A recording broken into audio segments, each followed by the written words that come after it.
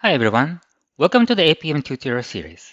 In this video, I would like to demonstrate how you can use a case statement in a query to count the occurrence of a specific attribute and display the results as a new column. Here I have a list of traces that show business transactions that are accessed from different global locations. The unique values function provides the distinct values of an attribute and the number of times each value occurs. In this example, the attribute is GeoCity. I can hover the mouse over the bars to see how many traces originated from what cities. Now in each row, I would like to know how many traces are from Zurich and show the result as a new column. And you can do this by using the case statement.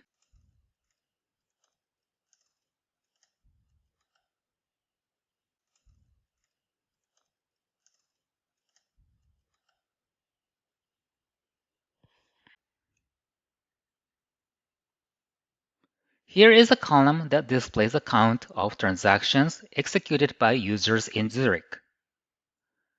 And this condition can be modified to show another GeoCity value, such as Phoenix.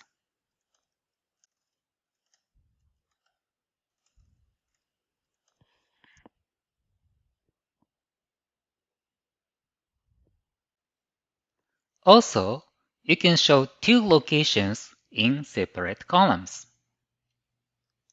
Here I have two columns, Zurich and Phoenix, showing the number of occurrences respectively for each row. And this structure is a way to count the number of appearances, and this could be any pair of an attribute and a value. Let's see another example. In this query, transactions in the EBS application are grouped by sessions. I would like to identify sessions in which users utilize a search window and determine how frequently it was accessed within the same session. And I can do this by adding the case statement structure, which we created in the previous example, and modify the attribute to EBS action and the value to search. Also, adjust the display label. Hit the Run button to see the results. Now I can see in which session users use the search window and how many times. Now let's take a look at another example. Similarly, I can search for the sessions having text field as the value for the EBS component attribute and how frequently it was used in the same session. Click the Run button to see the results. I can see which session includes text field as the EBS component and their occurrences.